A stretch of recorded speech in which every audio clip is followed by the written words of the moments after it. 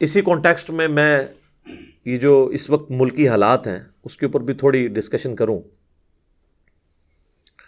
آپ کو پتہ ہے پچھلے دنوں یہ 12 اپریل 2021 کو جو پاکستان میں ایک ابھرتی ہوئی پولیٹیکل جماعت تحریک لبیک TLP تحریک لبیک پاکستان، ان کے امیر کو گورنمنٹ لیول کے اوپر گرفتار کیا گیا، سعد رضوی صاحب کو.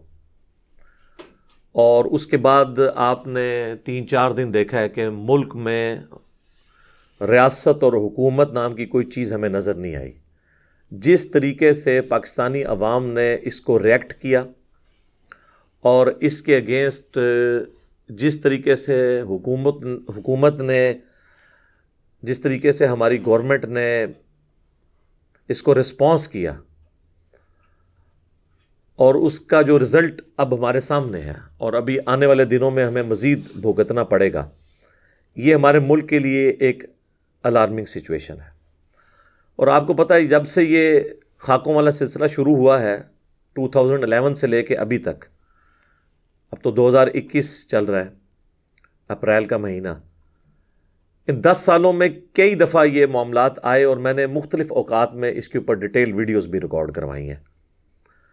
آپ یوٹیوب کے اوپر جا کے اگر آپ لکھیں نا گستاخانہ کارٹون کے اوپر کاؤنٹر نیریٹو، تو میں نے آلموسٹ تقریباً 1.5 گھنٹے میں پورا کاؤنٹر نیریٹو دیا ہے، صرف جذباتی تقریر نہیں کی ہے، جس میں نے بتایا کہ ہمارے حکمرانوں کے کرنے کا کام کیا ہے، ہمارے علماء کے کرنے کا کام کیا ہے، ہماری عوام الناس کے کرنے کا کام کیا ہے، پھر کمبائنڈ امت لیول کے اوپر ہمارے جو آرگنائزیشنز ہیں، جس طرح OIC ہے، جو OIC بنی ہوئی ہے، اس کے کرنے کا کام کیا ہے. یہ ساری چیزیں میں نے ڈیٹیل سے ریکارڈ کروائی ہیں، وہ میں اس کو ریپیٹ نہیں کرتا. میں اس وقت جو یہ صورتحال چل رہی ہے اس کے اوپر تھوڑی اپنی گزارشات رکھوں گا. ویسے تو آپ دیکھ رہے ہیں کہ اس طرح کے کریٹیکل ایشو کے اوپر اور کوئی بات کرنے کے لیے تیار ہی نہیں ہوتا. اب میں گورنمنٹ سے اور ریاستی اداروں سے کہوں گا کہ وہ علماء جو آپ پبلکلی آپ لوگوں نے لانچ کیے ہوئے ہیں، اب وہ علماء کدھر ہیں کہ آ کے امت کو سمجھائیں کہ امت کس طرف جا رہی ہے؟ کوئی بھی ان کا ساتھ دینے کے لیے تیار نہیں ہوگا. اس کی وجہ ہے کہ علماء بھی اس وقت تک ریاست کا ساتھ دیتے ہیں جب تک ان کے اپنے مفادات کے اوپر ضرب نہ پڑے.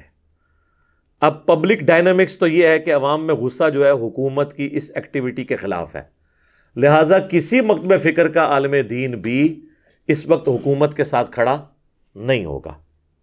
ہاں یہ ضرور ہوگا کہ حکومت کے خلاف کھڑے ہو جائیں، اور وہ آپ کو پارلیمنٹ میں تقریروں سے اور باقی جو مکاتب فکر کے علماء ہیں ان کی باتوں سے اندازہ ہو رہا ہے. کم از کم اس سے یہ پتہ چل گیا کہ جب مفادات کے اوپر ضرب پڑتی ہے تو ہمارے علماء اس طرح اکٹھے ہو جاتے ہیں. آپ نے دیکھا ہے سارے اکٹھے ہوئے ہیں. تو اب ہمارے حکومت کو، پرائم منسٹر کو اور ریاستی اداروں کو بھی پتہ چل جانا چاہیے، خیر ان کو پہلے بھی پتہ ہے، ویسے انہوں نے آنکھیں بند کی ہوں تو الگ بات ہے، کہ کون سے علماء ہیں جو واقعتاً اس ملک کے اندر امن چاہتے ہیں اور عوام کو صحیح راستے پر چلانا چاہتے ہیں، اور کون سے علماء ہیں جو بس صرف اپنے وقتی مفادات کے لیے کوئی ایسا بیانیہ دے دیتے ہیں. میں اشارتاً بات کر رہا ہوں، کسی کا نام نہیں لے رہا، پھر لوگوں کی وہ جذبات وابستہ ہو جاتے ہیں، لوگ پھر اس کو برا مانتے ہیں. اس پوری صورتحال کے اندر جو میری ورڈکٹ ہے وہ یہ ہے کہ یہ حکومت نے جس طریقے سے اس معاملے کو مس مینج کیا ہے، سب سے بڑا جرم ہماری اس موجودہ حکومت کا ہے. یہ اس طریقے سے اس معاملے کو ٹیکل کرنا ہی نہیں چاہیے تھا. ابھی تو 20 اپریل آنے میں کئی دن باقی تھے.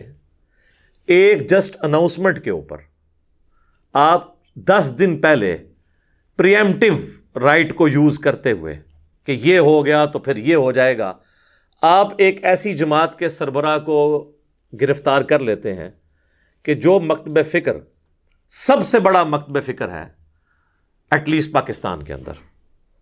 بہت زیادہ محتاط اندازہ بھی لگائیں تو 70% سے زیادہ بریلوی مکتب فکر کی عوام الناس ہے پاکستان کے اندر، اور اس میں بھی سب سے زیادہ ڈائنامک جو جماعت ہے وہ تحریک لبیک ہے. اب میں یہ جو گفتگو کرنے جا رہا ہوں، کوئی یہ نہ سمجھے کہ میں اگر کوئی ایسی بات کر رہا ہوں جو تحریک لبیک کے حق میں جاتی ہے تو میں کوئی ان کے ساتھ کوئی ذاتی ہمدردی رکھتا ہوں. میں تو دنیا کے ہر انسان کے ساتھ ہمدردی رکھتا ہوں ٹروتھ لور ہونے کے ناطے. سب سے زیادہ اگر دنیا میں کوئی افیکٹ ہی ہے نا کسی جماعت کا تو وہ میں خود ہوں. مجھ پہ جو 2 دفعہ مرڈر اٹیمپٹ ہوئی ہے، ایک دفعہ 28 اکتوبر 2017 کو، اور ابھی ریسنٹلی جو 14 مارچ 2021 کو، یہ دونوں اٹیمپٹ جو ہیں وہ تحریک لبیک سے تعلق رکھنے والے مختلف 2 بچوں کی طرف سے ہوئی. میں ان کو بچے ہی سمجھتا ہوں، ظاہر ہے میرے تو ابھی 43 ایئرز ایج ہے، وہ 20 سال کے تو میرے بچوں کی مانند ہے. اور مجھے ان پہ کوئی غصہ بھی نہیں ہے. غصہ ان کے اوپر ہے کہ جو لوگ اس طرح کے بچوں کو کی غلط تربیت کرتے ہیں. یہ تو قابل رحم ہے. تو میں تو ڈائریکٹ افیکٹ ہی ہوں اس جماعت کا. میں یہ نہیں کہتا کہ جماعت لیول پہ وہ لوگ لانچ ہوئے ہیں، لیکن جماعت سے ہی متاثرین تھے. اس کے باوجود میں کہوں گا کہ حکومت نے جس طریقے سے تحریک لبیک کے ساتھ ڈیلنگ کی ہے یہ بالکل غلط طریقہ ہے. ایکسٹرا جوڈیشل ایکٹیویٹی پرفارم کرنا اور ایک خام خواہ کی FIR کاٹ کے اس کے اگینسٹ آپ ایک بندے کو گرفتار کرتے ہیں تو ظاہر ہے اس کا ریئیکشن تو آنا تھا. اور جب ریئیکشن آتا ہے تو آپ نے فوراً ہی اپنا وضو توڑ دیا اور اس جماعت کو کالعدم ڈکلیئر کر لیا. تو یہ تو آپ اپنے بیانیے کی نفی کرتے ہیں.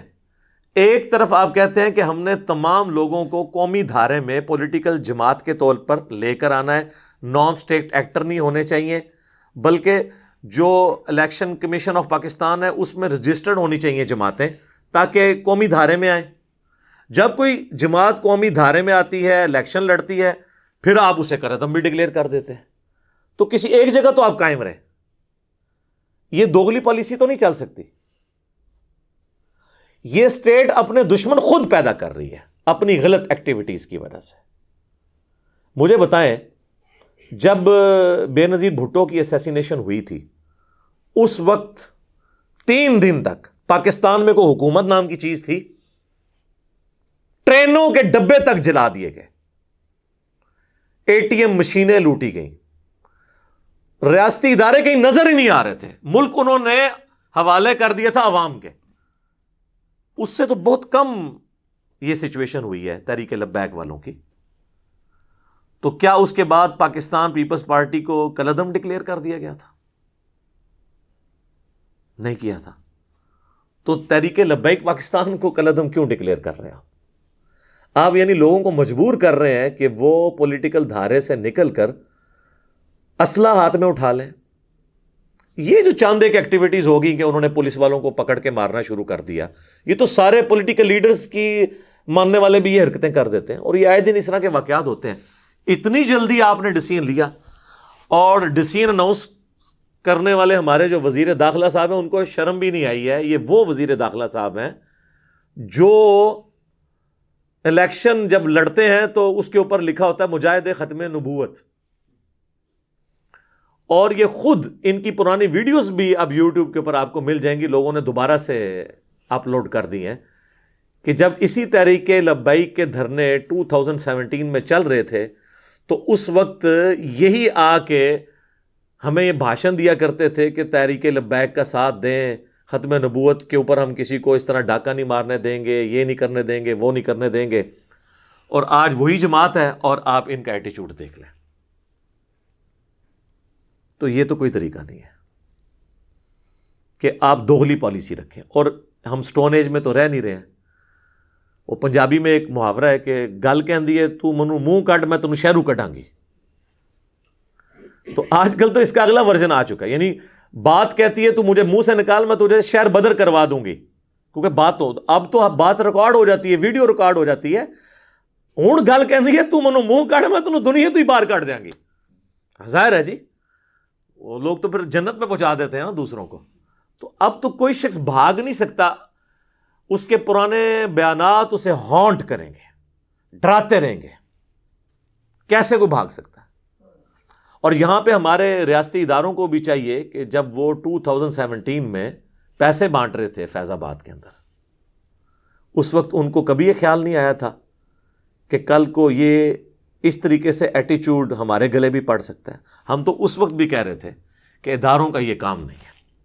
اور آپ دیکھیں اس وقت پاکستان کی سب سے بڑی عدالت میں یہ کیس پریزنٹ ہوا، اور اس عدالت کی جو ورڈکٹ آئی، جو ڈیسیژن آیا، وہ ایک پبلک ڈاکومنٹ ہے، وہ آپ کو نیٹ پہ اویلیبل ہے۔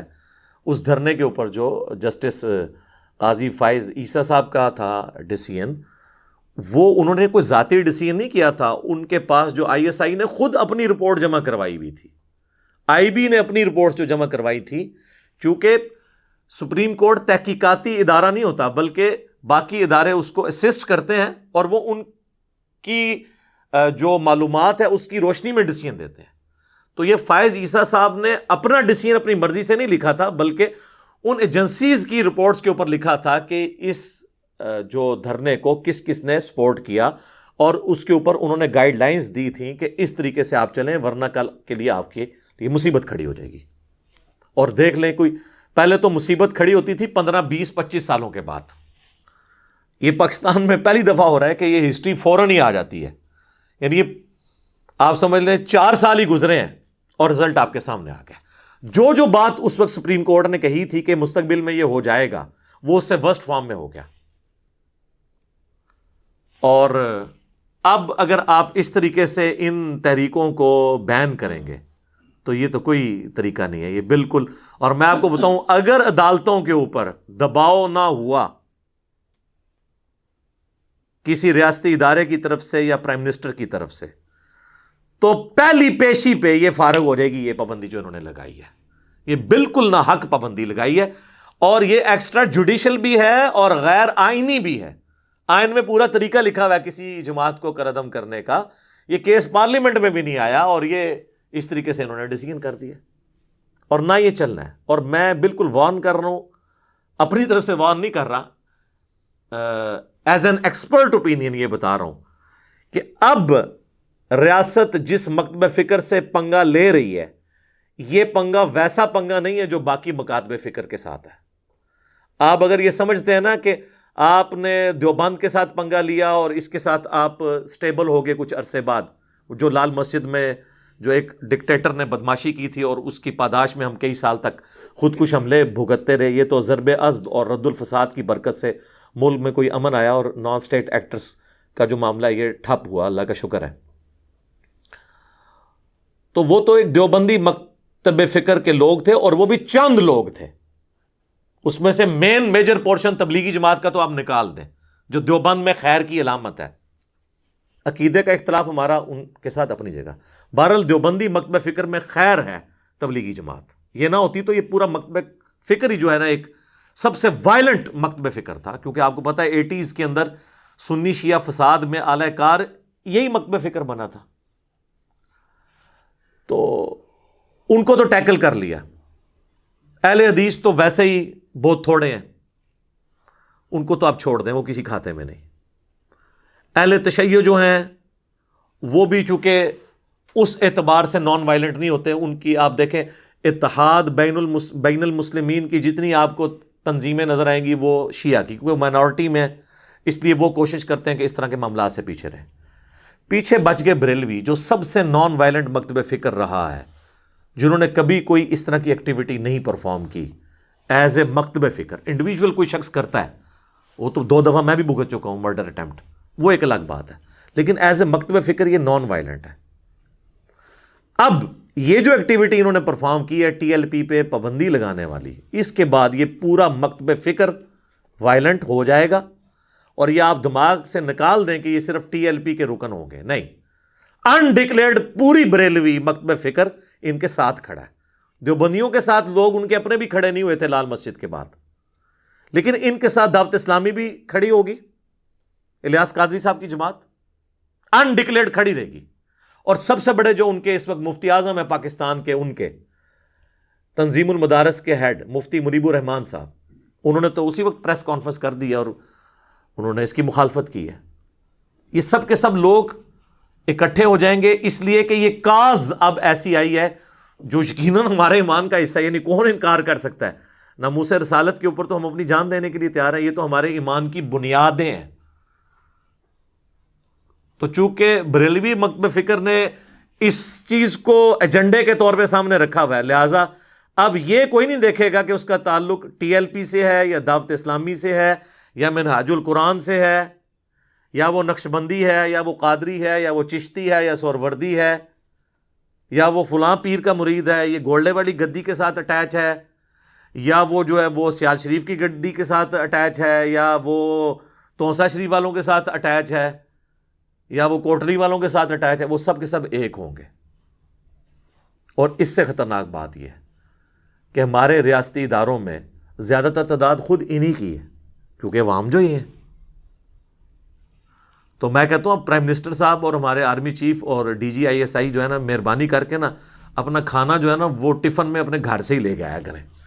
یہ میں آپ کو بتا رہا ہوں، کیونکہ یہ معاملات بہت آگے تک، کیونکہ کسی ایک انڈیویجول کا دماغ خراب ہونے کی دیر ہے۔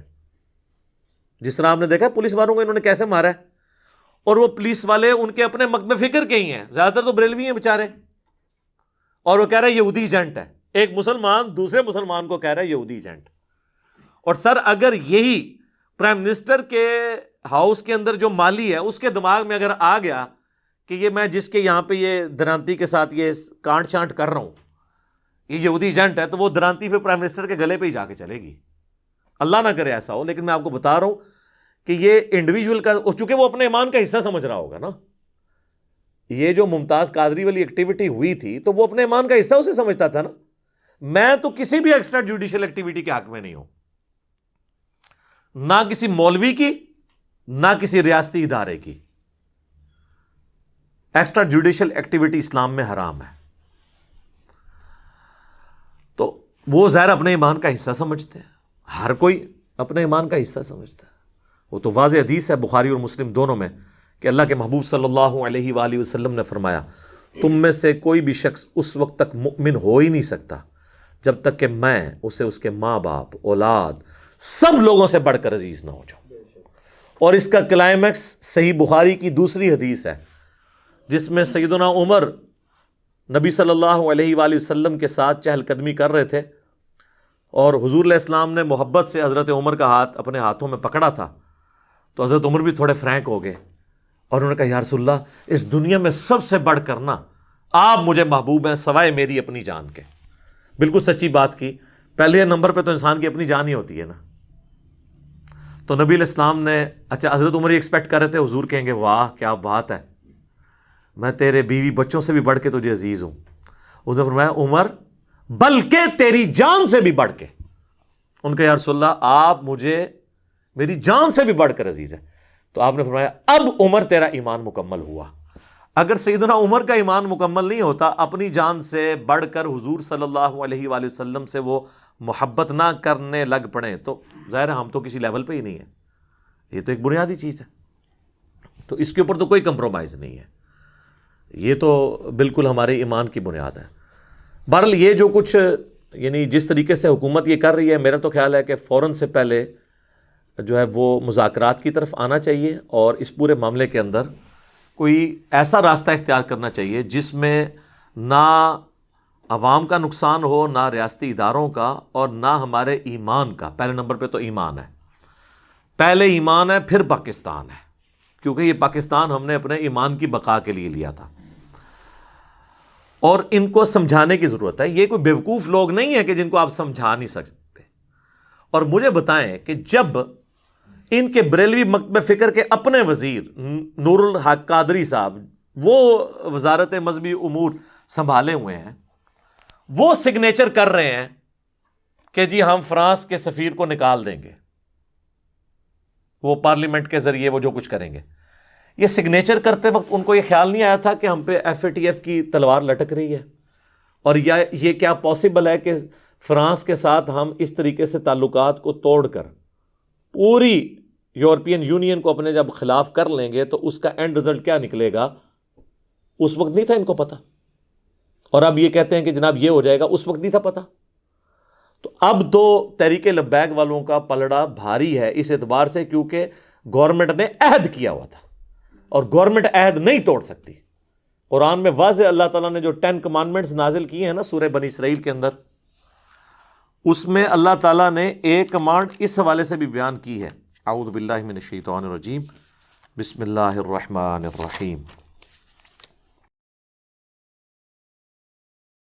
وَأَوْفُوا بِالْعَهْدِ، اور پورا کرو عہد کو، اِنَّ الْعَهْدَ كَانَ مَسْئُولًا، بے شک عہد کے بارے میں تمہیں قیامت والے دن اکاؤنٹیبلٹی ہوگی، عہد پورا کیوں نہیں کیا۔ حتیٰ کہ مسند امام احمد میں حدیث ہے جو مشکات المصابیح میں موجود ہے، نبی صلی اللہ علیہ وآلہ وسلم نے فرمایا جو شخص عہد پورا نہیں کرتا اس کا کوئی دین ہی نہیں ہے، بے دین ہے جو اپنا عہد پورا نہیں کرتا۔ ریاست جب عہد کرتی ہے تو اس کو اپنا عہد پورا کرنا ہوگا، الا یہ کہ وہ دوسری پارٹی کو قائل کر لے اس بات پہ کہ وہ دستبردار ہو جائیں اپنے مطالبے سے۔ دھونس اور زبردستی کوئی سلوشن نہیں ہے۔ اس طریقے سے آپ فریڈم آف ایکسپریشن کا گلا نہیں دبا سکتے۔ اب رہ گیا یہ فرانس کے جو سفیر والا ایشو ہے، اس کے اوپر تو میری کئی ایک ویڈیوز ان دنوں میں دوبارہ سے لوگوں نے اپلوڈ کی ہیں۔ میں تو پہلے دن سے یہ کہہ رہا ہوں میرے بھائیوں کہ آرگنائز طریقے سے معاملات کو لے کے چلیں، اور سفیر اگر آپ نکال بھی دیں گے تو کب تک؟ فرانس کی مصنوعات کا بائیکاٹ کریں گے بھی تو کب تک؟ میں انہی سے ہی پوچھتا ہوں جو بہت زیادہ نعرے مار رہے ہوں گے لوگ، کہ بتائیں کہ اگر آپ کی ماں یا بچہ زندگی موت کی کشمکش میں ہو اور ایک ٹیکے سے اس کی جان بچنے والی ہو، اور مارکیٹ میں آپ جائیں اور میڈیکل سٹور والا کہے کہ یہ آپ کے فرقے کے مفتی اعظم کا بنایا ہوا ٹیکہ ہے اور یہ فرانس کے فلاں سرجن کی تحقیق کے بعد بنا ہے، تو یہ جو نعرے مارا ہے نا وہ بھی کہے گا جی مفتی اعظم نے سانوں پتہ ہے، چھڑ دیو اے منو دوسرا ٹیکہ دیو فرانس والا۔ ظاہر جی بہت بڑی کنٹریبیوشن ہے، 80 نوبیل پرائز آ چکے ہیں فرانس کے وہ اس لیب کے لیے جس لیب سے سب سے پہلے وہ کتے کے کاٹنے کی ویکسین نکلی تھی، لوئی پاسچر، ایک انسان اتنا بڑا مسیحا پوری انسانیت کے لیے، 2 ویکسین اس نے بنائی۔ ایک تو یہ ویکسین تھی کتے کی کاٹنے، پہلے تو لوگ کتے کاٹنے سے مر جایا کرتے تھے، یہ ریبیز کے، یہ اس بندے نے ویکسین بنائی تھی، لا علاج مرض ہوتا تھا، یہ پاگل کتا کاٹ دے وہ انسان بھی پاگل ہو جاتا تھا، کچھ دنوں بعد مر جاتا تھا۔ اور دوسرا یہ شراب کے اندر ایسے جراثیم اس کے بنانے کے دوران بنتے تھے جس کی وجہ سے لوگوں کی ڈیتھ ہو جاتی تھی، تو اس نے وہ اس پروسیس کو ریفائن کیا تھا۔ اب آپ نے یہ نہیں کہنا میں کوئی شراب کے حق میں بات کر رہا ہوں، بتا رہا ہوں۔ اور اس نے چھوٹی سی ایک لیب قائم کی اور 80 نوبیل پرائز صرف اس لیب سے آ چکے ہیں۔ دنیا میں جتنی بڑی بیماریاں آتی ہیں نا، سب سے پہلے ویکسین وہ اس بندے کی اس لیب سے نکلتی ہے، ٹھیک ہے۔ تو میں یہ آپ کو ایک پہلو بتا رہا ہوں، میں کوئی فرانس کے فضائل نہیں آپ کو سنا رہا، اور چندے لینے کے لیے، فنڈز لینے کے لیے ہم لوگ ان کے آگے ہی ہاتھ پھیلا رہے ہوتے ہیں۔ یا تو ہم اتنے مضبوط ہوں نا کہ ہم جو ہے وہ اس دنیا کے اندر اس طریقے سے سروائیو کر سکیں۔ باقی یہ جو کتابی باتیں کتابوں میں رہنے دیں، صحابہ کرام کی مثالیں دینا، صحابہ کرام والا پہلے ایمان لے کر آئیں، ٹھیک ہے، ان کی کمٹمنٹ لے کے آئیں۔ ہمارا یہ حال ہے کہ ہم عشق رسول کے نام کے اوپر اپنے بھائیوں کی گاڑیاں توڑ دیتے ہیں، ان کے موٹر بائکس کو آگ لگا دیتے ہیں، اپنے بینک لوٹ لیتے ہیں۔ آج تک کوئی عاشق رسول میں نے نہیں دیکھا جو ویڈیو بنائے اور سامنے اپنی نئی گاڑی کھڑی کر کے اس کو آگ لگائے اور کہے کہ جی غلامی رسول میں موت بھی قبول ہے، دیکھو میں نے یہ آگ لگا دی۔ لیکن وہ جس کی گاڑی توڑ رہا ہوتا ہے، چاہے وہ پولیس کی گاڑی کوئی توڑے، کسی فوجی کی گاڑی توڑ دیتا ہے، وہ تو عوام کی گاڑی ہے، عوام کے ٹیکسز کی ہے، اور وہ ایک بندے کے معاف کرنے سے نہیں ہوگا، وہ کروڑوں عوام سے معافی مانگنی پڑے گی، حقوق العباد کا معاملہ ہے۔ تو اپنا موٹر بائک اور اپنی گاڑی جلا کے تو کبھی نہ کسی نے عشق رسول کا اظہار نہیں کیا، یہ سب کچھ دوسروں کے اوپر ہی ہوتا ہے، تو یہ تو کوئی ایٹیچیوڈ نہیں ہے۔ تو حکومت کو بھی ہوش کے ناخن لینے چاہیے، جس طریقے سے انہوں نے بہیو کیا ہے نا، یہ کوئی طریقہ نہیں ہے، اور میرا خیال ہے کہ امید ہے کہ یہ معاملہ اس اعتبار سیٹل ہو جائے گا، ورنہ اگر کوئی سمجھتا ہے نا کہ وقتی طور پہ ان کو دبا لینے سے ایشو ایڈریس ہو جائے گا، تو سر یہ نہیں ہونا، یہ گلی گلی، محلے محلے، گھر گھر یہ معاملات آگے بڑھیں گے۔ وقتی طور پہ آپ سمجھ رہے ہیں نا دب جائے گا، لیکن آئے دن آپ کو ایسی رپورٹیں ملیں گی، جب تک کہ آپ اس کو پولیٹیکلی ہینڈل نہیں کریں گے اور مین سٹریم میں لا کے جماعتوں کے ساتھ پارلیمنٹ میں ان چیزوں کو ڈسکس کریں اور لوگوں کو سمجھائیں کہ وقتی طور پہ ہمیں یہ ڈیسیژن اس طرح کرنے کی ضرورت پڑ رہی ہے، FATF کی تلوار ہم پہ لٹکی ہوئی ہے، ہم آپ کے ساتھ ہیں، اپنے ایمان کو منوائیں، میں یہ نہیں کہتا سرٹیفکیٹ لیں ان سے اپنے ایمان کا، لیکن کم از کم ان کو یہ یقین دلائیں کہ آپ منافقت نہیں کر رہے ہیں۔ اب تو وہ کہیں گے کہ جی آپ نے لکھ کے ہم سے ایک عہد کیا اور اب آپ عہد توڑ رہے ہیں، تو ظاہر ہے قصوروار تو وہ ہے جس نے غلط عہد کیا تھا، اب توڑا، اب جب کیا گیا تو پھر آپ طریق لبیک کو تو کوئی بلیم نہیں کر سکتے۔ تو میں تو اس میں یعنی مین قصوروار موجودہ حکومت کو سمجھتا ہوں۔ اور اس کے بعد جو ٹی ایل پی کے لوگوں نے کیا، ظاہر ہے وہ بچے ہیں، چھوٹی عمر کے ہیں، ان کی ذہن سازی اس قسم کی ہوئی ہے، اس طرح کی حرکتیں تو وہ باقی لوگوں نے بھی کرنی ہوتی ہیں، وہ کریں گے۔ ظاہر ہے ہم نے اپنی نیشن کو یہی تو جذبات پڑھائے ہیں۔ یہ بھی ریاست کی غلط پالیسیز تھی نا۔ ایم کیو ایم کا جو عذاب اس حکومت پہ، اس ملک کے اوپر مسلط تھا، وہ بھی ہماری ریاستی پالیسی کی وجہ سے تھا۔ طالبان والا جو ایشو ہوا اور وہ جب بگڑا، وہ بھی ریاستی پالیسی تھا۔ یہ بھی اب جو کچھ ہوا یہ بھی ریاستی پالیسی ہے۔ تو لہٰذا آپ کسی چیز کو بھی ڈیپ ڈگ کریں نا تو ریاست ہی قصوروار نکل رہی ہوتی ہے اس طرح کے تلخ رویوں کے اگینسٹ، کیونکہ عوام تو عربی میں کہا جاتا ہے عوام کل انعام، وہ تو چوپایوں کے مانند ہوتے ہیں، بھیڑ بکریوں کے مانند، آپ جس طرف ان کو چلا دیں وہ چلنا شروع ہو جاتے ہیں۔ تو اگر ہم ہوش کے ناخن نہیں لیں گے تو آنے والی نسلوں کو ایک سیف ملک نہیں دے سکتے۔ اور میں سب سے زیادہ پریشان پتہ کس بات سے ہوتا ہوں کہ باہر کے ملکوں میں جو لوگ بیٹھے ہوئے ہیں وہ کیا سوچتے ہوں گے ہمارے بارے میں۔ ہم اپنے ملک میں مسلمان ہو کے اپنے آپ کو انسیف فیل کر رہے ہیں کہ ہمیں کوئی مسلمان ہی نہ کاٹ دے۔ تو جب مسلمان سے ڈر رہا ہے تو غیر مسلم اس دین میں کیوں آئے گا؟ وہ کہے گا میں تو ادھر ہی سکون سے بیٹھا ہوں، پہلے میں اس دین میں آؤں اور پھر اپنی جان کو میں سٹیک پہ لگوا لوں۔ یہ جتنے احتجاج ہوتے ہیں یہاں تو وہ مخالفین اپنے بھائیوں کو اس طرح مار رہے ہوتے ہیں کہ وہ تو اس طرح مار رہے تھے پولیس والوں کو جیسے یہ خود فرانس کے سفیر ہی ہیں، اور پھر پولیس والوں نے بھی جس طریقے سے ان کو مارا ہے انہوں نے سمجھا کہ یہ کوئی انڈین فوجی ہیں جن کو ہم مار رہے ہیں، یہ غدار وطن ہے۔ اور میں اس میں ایک بات سے مجھے بہت زیادہ دکھ ہوا، ایک تو یہ بات تھی کہ غیر مسلم کیا امیج لیں گے، دوسرا یہ جو چند ایک انڈکلیئرڈ قسم کے ریاستی اداروں کے ترجمان بنے ہوئے ہیں اور وہ آڈیو ریکارڈنگز کروا کے یہ کہتے ہیں کہ جی وہ تحریک لبیک کو تو اسرائیل فنڈ کر رہا ہے، جی انڈیا فنڈ کر رہا ہے۔ لعنت ہے جی ایسی سوچ کے اوپر کہ آپ اپنے ملک کے لوگوں کو، مخلص لوگوں کو جن سے معاملہ مس مینج ہوا، آپ ان کے اوپر یہ الزامات لگائیں گے۔ ہمیں نہیں پتہ یہ لوگ کون ہیں، یعنی کوئی مریخ سے تو نہیں نازل ہوئے ہیں، ہمارے ساتھ کے لوگ ہیں۔ ایون میں نے آپ کو پہلے بھی بتایا تھا، خادم رضوی صاحب فوت ہو گئے، اللہ تعالیٰ ان کی مغفرت کرے، ان کی غلطیوں سے درگزر کرے، ان کو نیک کاموں کا اجر دے۔ میں نے ان کی ڈیتھ کے اوپر بھی میری ویڈیو سب سے زیادہ دیکھی گئی تھی۔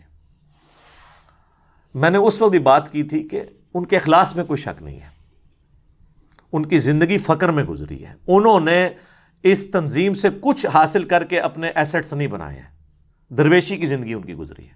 میں تو ان کو پرسنلی بھی جانتا ہوں، میں تو 94 میں ایف ایس سی کا جب اسٹوڈنٹ تھا 1994 میں، تو ہمارے گلی کی مسجد میں ہی وہ آیا کرتے تھے مہینے میں ایک دفعہ، اور اسی مسجد سے انہوں نے حفظ بھی کیا ہوا ہے، جیلم سے ہی وہ کیے ہوئے، یہ ان کا پیر خانہ بھی ہے، کالے دیم میں ان کی بیت ہے، اور ان کا علمی بھی یعنی آپ سمجھ لیں یہیں سے انہوں نے علم حاصل کیا۔ تو مرتے دم تک درویشی کی زندگی ان کی رہی ہے۔ ان کو انڈیا کیا، میں کہتا ہوں جی آپ بھی ذرا فنڈنگ لگا کے دیکھیں۔ یہ بھی ساتھ رضوی صاحب کو بھی پوری کوشش کی بعض لوگوں نے کہ پیسے دے کے بٹھا دیں، تو ان میں بحیثیت انسان ہر انسان میں کوئی کمزوری ہوتی ہے، لیکن اس کاز کے لیے کوئی کمزوری نہیں کہیں پائی جاتی۔ لہٰذا یہ جو پٹی پڑھا رہے ہیں نا کسی کو ذرا سے اختلاف کے اوپر، اسرائیل کا ایجنٹ، انڈیا فنڈ کر رہا ہے، فلاں کر رہا ہے، تو کل کو تو سر پھر ہمارے حکمران بھی اپنی مجبوریوں کی وجہ سے، ہمارے ریاستی ادارے بھی اپنے فنڈ بچانے کی خاطر یا مجبوریوں کی وجہ سے کئی معاملات میں امریکہ کا ساتھ دے رہے ہوتے ہیں۔ اور آج کل تو انڈیا کا بھی دوستی کا کافی نشہ چڑھا ہوا ہے بعض لوگوں کو، تو ہم اپنے حکمرانوں کو بھی، اپنے ریاستی اداروں کے لوگوں کو بھی کہنا شروع کر دیں کہ جی یہ قوم کے وسیع تر مفاد میں نہیں کر رہے بلکہ یہ انڈیا کے، اسرائیل کے اور امریکہ کے ایجنٹ ہیں۔ ہم بھی وہی گالی دینا شروع کر دیں ان کو جو یہ گالی عوام کو دے رہے ہیں بعض لوگ ان میں سے بیٹھ کے۔ اور اگر کوئی کہتا ہے نا کہ یہ نہیں دے رہے ہیں تو اس قسم کے جو بیانات دینے والے ہیں ان کو کنڈیم کرنا چاہیے۔ باقی ہر معاملے میں ٹویٹس آ جاتی ہیں ہمارے پرائم منسٹر صاحب کی طرف سے بھی، ہمارے ریاستی اداروں کی طرف سے بھی، اس طرح کے معاملات میں بھی آنی چاہیے کہ جی ٹھیک ہے ہمارا ٹی ایل پی کے ساتھ اختلاف اپنی جگہ، لیکن یہ محب الوطن ہے، پاکستانی ہے، اور مس مینجمنٹ ہو گئی تھوڑی سی، اور ان شاء اللہ تعالیٰ ہم ان کو ٹیکل کر لیں گے۔ اس طریقے سے چلیں، بجائے کہ آپ فوراً ہی جناب فارن فنڈنگ کا الزام لگانا شروع کر دیں گے، اور جی شواہد مل گئے ہیں۔ شواہد آج تک آپ لوگوں کی کوئی دلیل کورٹ میں کبھی ثابت نہیں ہوئی، اور پھر کہتے ہیں جی وہ کورٹ میں پیش کرنے کے قابل نہیں ہوتے شواہد۔ آپ سٹون ایج میں رہ رہے ہیں۔ آج کے دور میں تو آپ لوگوں کی ویڈیو خفیہ بنا سکتے ہیں، فون کالز ٹیپ کر سکتے ہیں۔ آج کے دور میں یہ کوئی ایکسکیوز نہیں ہے کہ کورٹ میں پیش کرنے کے قابل نہیں تھا یہ ثبوت۔ تو سر پھر آپ کو تو فوراً ان اداروں سے، حکومتوں سے الگ ہونا چاہیے کہ اس ماڈرن دور میں بھی آپ ثبوت نہ اکٹھے کر سکیں۔ میں یہ نہیں کہتا کہ میں انجینئر ہوں تو میرے حوالے یہ کریں، میں آپ کو یوں کر کے بتاؤں، یہ بھی نہیں میں کہوں گا، ورنہ لوگ کہیں گے یہ اپنے چکر میں وہ کسی پڑھے لکھے بندے کے حوالے کریں، یہ 2 منٹ میں ٹھیک ہو جائے گا۔ پرائیویٹائز کر دیں، آپ دیکھیں کس طرح معاملات سیدھے ہوتے ہیں۔ تو یہ بہانے بالکل غلط ہیں۔ تو اس حوالے سے جتنی مجھے یعنی ایک باتیں کرنی تھی میں نے آپ کے سامنے رکھ دیں۔ یہ چند ایک گزارشات تھیں جو میں نے حکومت کے گوش گزار کرنی تھیں، اور عوام الناس کے بھی، علماء کے بھی، کہ معاملات کو افہام و تفہیم کے ساتھ، محبت کے ساتھ، ٹرو اسپرٹ میں، ایک دوسرے سے نفرت کی بجائے کو ایگزسٹ کرنے کے جذبے کے ساتھ ان معاملات کو سالو کریں، تاکہ ہم آنے والے اپنے پاکستانیوں کو ایک امن والا ملک دے سکیں انشاءاللہ تعالی۔